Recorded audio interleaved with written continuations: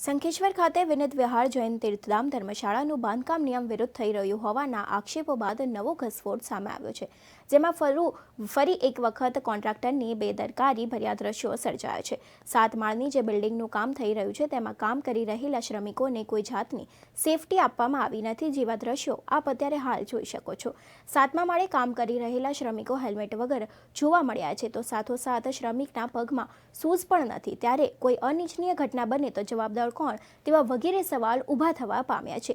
પાટણ જિલ્લાના સંખેશ્વરના વિનીત વિહાર જૈન તીર્થધામ ધર્મશાળાના બાંધકામમાં કોન્ટ્રાક્ટરની ગંભીર બેદરકારી સામે આવી છે।